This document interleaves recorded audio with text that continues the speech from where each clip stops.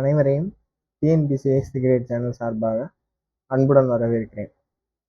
இன்னைக்கு நம்ம என்ன பார்க்க போறோம்னா, டிஎன்பிசியில் பாலிட்டிலிருந்து அடிக்கடி கேட்கக்கூடிய கொஸ்டின், ஓகேங்களா? இந்திய அரசியலமைப்பு தோற்றம், ஓகேங்களா? அதை பற்றி இன்னைக்கு கொஞ்சம் நம்ம கிளியராக பார்த்துடலாம்.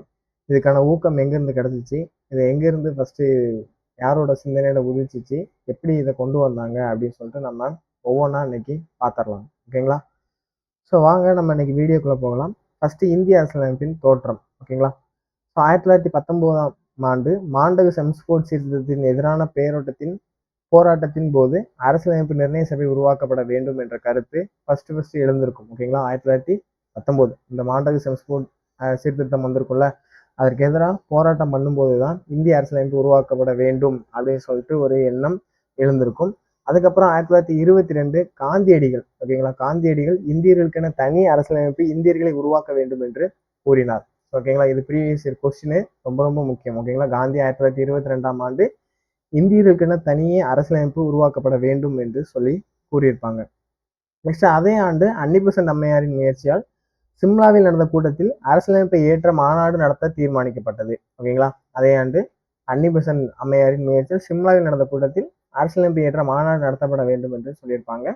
அதே மாதிரி 1923 பிப்ரவரியில் டெல்லியில் நடந்த மாநாட்டில் சுயேட்சையாக இயங்கும் டொமினியன்களைப் போல, அதாவது சுயேட்சையாக இயங்கும் டொமினியன்களைப் போல இந்தியாவுக்கும் அரசியலமைப்பு வேண்டும் என்று தீர்மானிக்கப்பட்டது, ஓகேங்களா? எப்போன்னா 1923.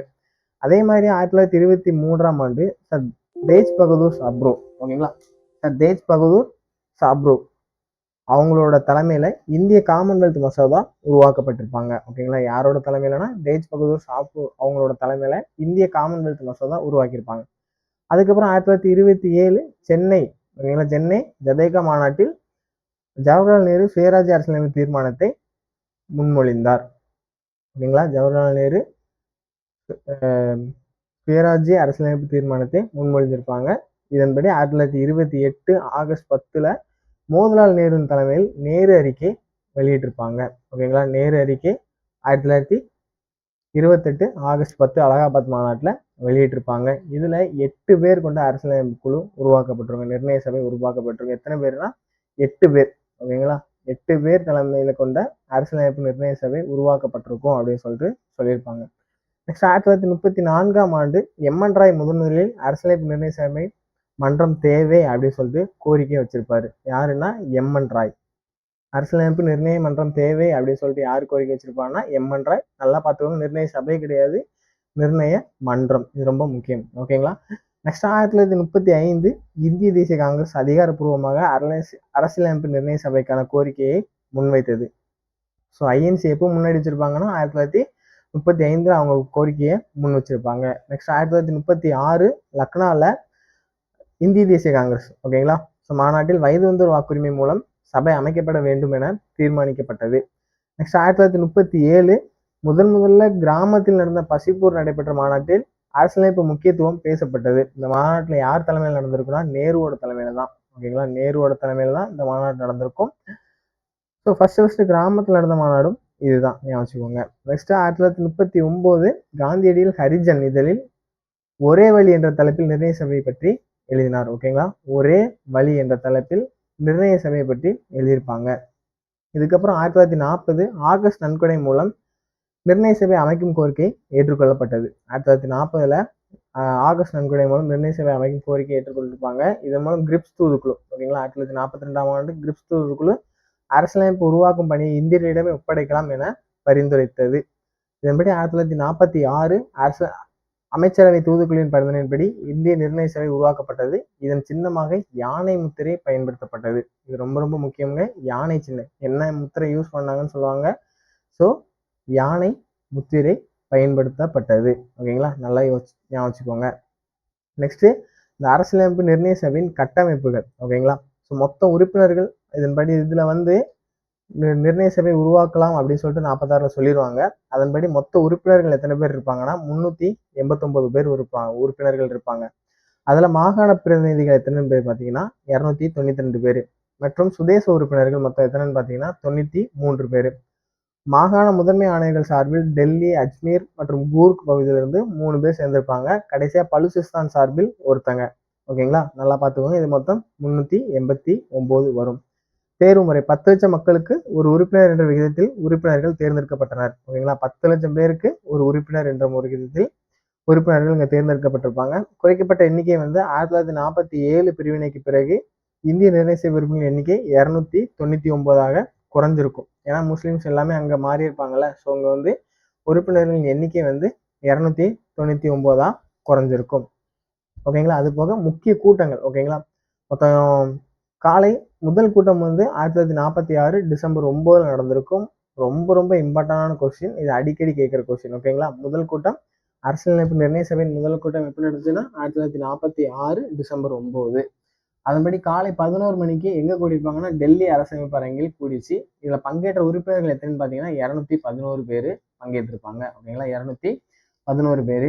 இதுல தற்காலிக தலைவரா டாக்டர் சச்சிதானந்த சின்ஹா பேரை யார் முன்மொழிஞ்சிருப்பாங்கன்னா ஜே.பி. கிருபாலனி அவங்க வந்து முன்மொழிஞ்சிருப்பாங்க. அதன்படி அவங்க தான் தற்காலிக தலைவரா தேர்ந்தெடுக்கப்பட்டிருப்பாங்க. மிகவும் வயதான உறுப்பினர். ஓகேங்களா, அதுக்கப்புறம் ராஜேந்திர பிரசாத் வந்து நிர்ணய சபையின் தலைவரா தேர்ந்தெடுக்கப்பட்டிருப்பாங்க. ஸோ இரண்டாம் கூட்டம் 1946 டிசம்பர் 11 நடந்திருக்கும்.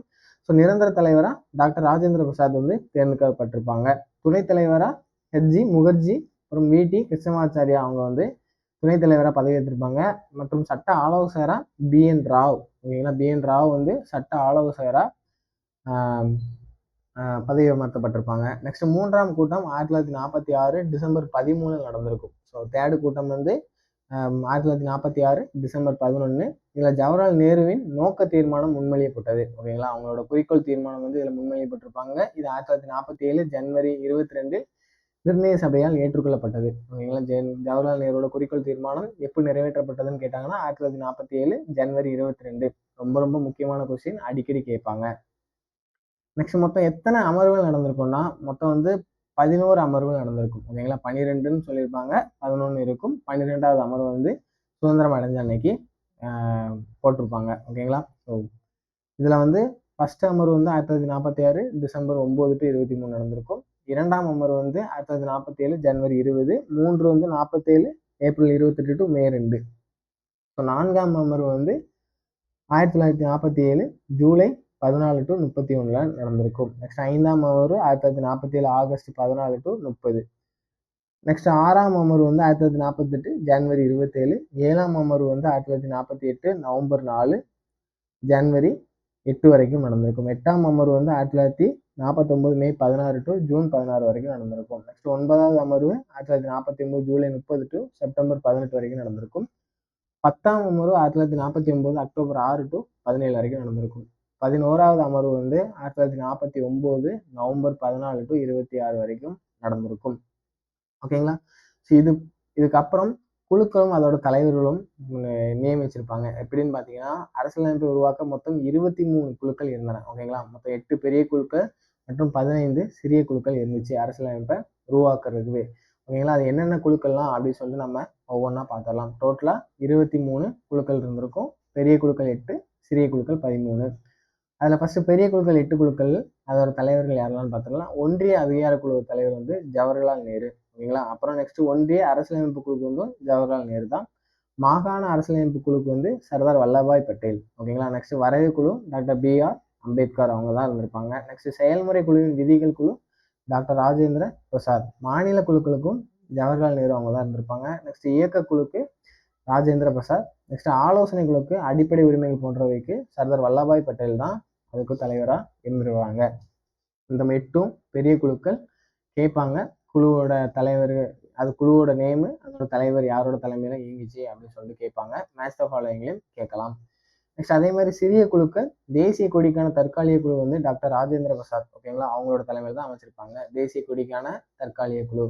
நெக்ஸ்ட் அரசியல் நிர்ணய சபையின் செயற்குழு வந்து ஜி.வி. மௌலங்கர். ஓகேங்களா, ஜி.வி. மௌலங்கர் தலைமையில தான் இருந்திருக்கும். இவர் தாங்க ஃபர்ஸ்ட் ஸ்பீக்கரு. ஓகேங்களா, ஃபர்ஸ்ட் ஸ்பீக்கரு இவர் தான்.